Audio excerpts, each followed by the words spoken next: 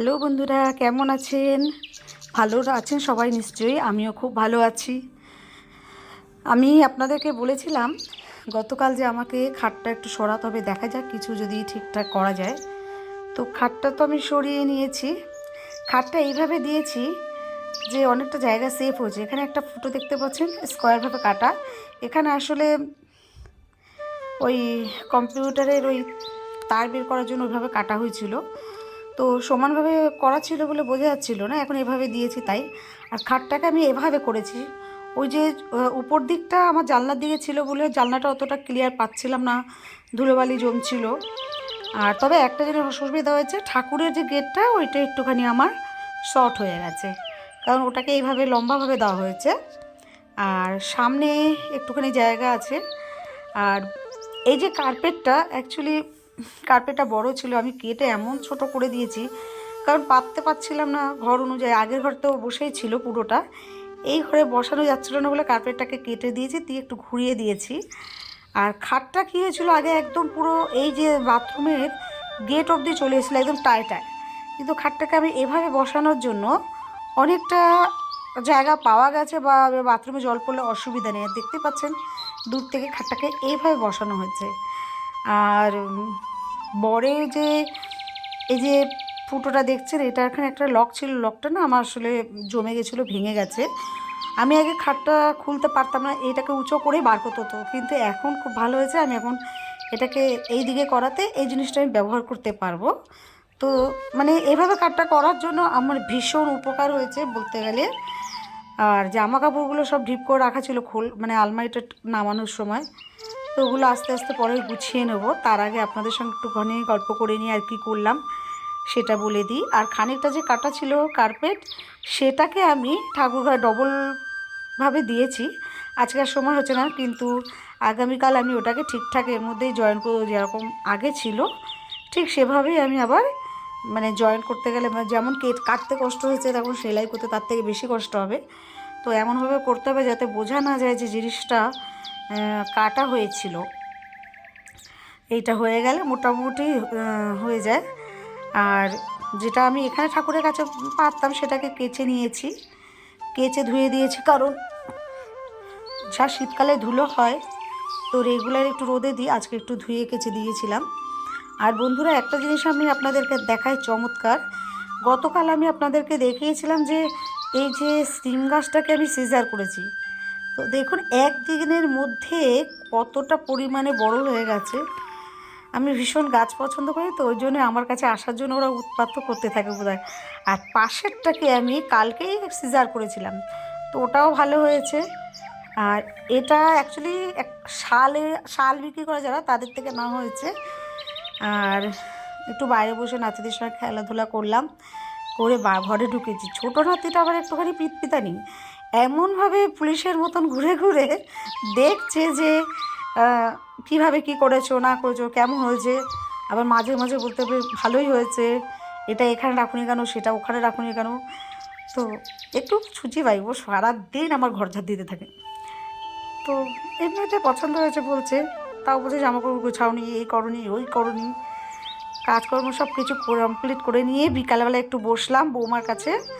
বৌমার ঘরে গিয়ে বসাতে দেখলাম চানাচুর আর চিংড়ি মাছের বড়া, এটা নিয়ে এসেছিলো আমরা খাবো বলে। আর সঙ্গে ঘুগনিও পাওয়া যাচ্ছিলো ওখানে, ঘুগনিও নিয়ে এসছে নাতি কিনে। নাতিকেই পাঠিয়েছিলাম, এবার একটা জিনিস আনতে পাঠিয়েছে আর একটা জিনিস নিয়ে এলো।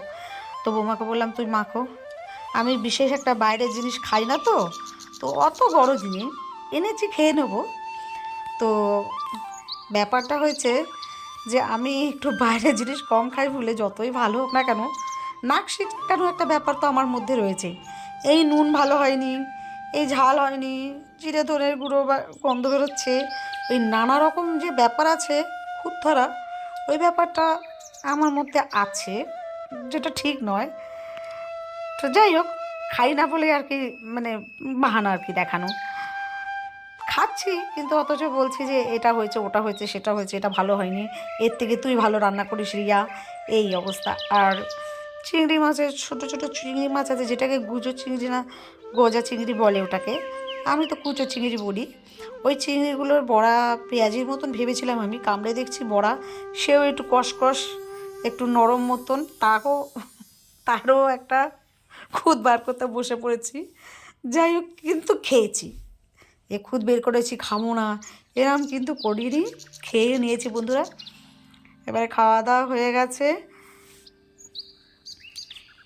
বৌমা বললো, মা আমাকে না একটুখানি আইব্রোস করে দেবে। তাই বললাম ঠিক আছে মা, দাঁড়া একটু খেয়ে নিই, খেয়ে নিয়ে আমি করে দেবো। কালকে আসলে নিচে অনেকক্ষণ ছিলাম, আমি উপরে থাকি সবাই, নিচে যাই না। কালকে আড্ডা হচ্ছিল বাড়িতে, যে চল তোদের ওখানে একটু আড্ডা মারি। তো ওই আড্ডা মারতে মারতে খাওয়া দাওয়া একটু হলো। তো বৌমা বলছে, মা একটু আইব্রোস করে দাও, আসো আমি করে দিই, খেয়ে নিয়ে করে দিই আইব্রোস। তো আইব্রোসটা করে দিলাম বৌমাকে।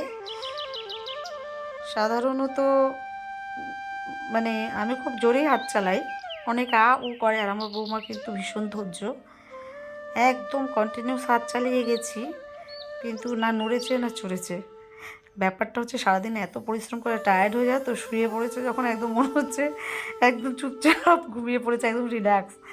তো ফোরেটা করছি তো একদম চুপচাপ, টোটাল আইব্রোসেই ও চুপচাপ ছিল।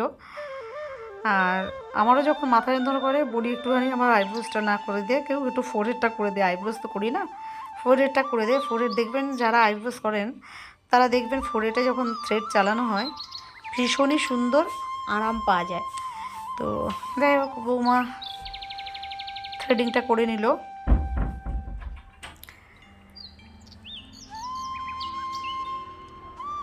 দেখুন যেভাবে করিয়ে দিচ্ছি সেভাবে ঘুরে যাচ্ছে, মানে একদম চুপচাপ, মানে নড়ছে চড়ছে না, একটু মানে মনে হচ্ছে একটু সারাদিন পরিশ্রমের একটা ক্লান্ত ব্যাপার আছে না, তো ওই রেস্ট নেওয়া হচ্ছে ওর,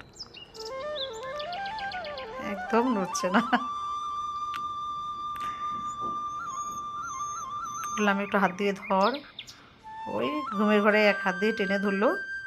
আচ্ছা, আমাদের ওই কাজগুলো করা হলো, একটু রুটি করতে চলে গেছে। এরা রুটি করেছে দেখুন, মিথি রুটি, এত পাতলা, আমিও এত পাতলা করতে পারি না, অত সুন্দর পাতলা। আর ফুলকপি আলু মটরশুঁটি দিয়ে খুব সুন্দর করে একটা তরকারি করেছে, আর মেথি রুটি ভীষণ পাতলাভাবে করেছে, আমাকে দিয়েছে খেতে। কিন্তু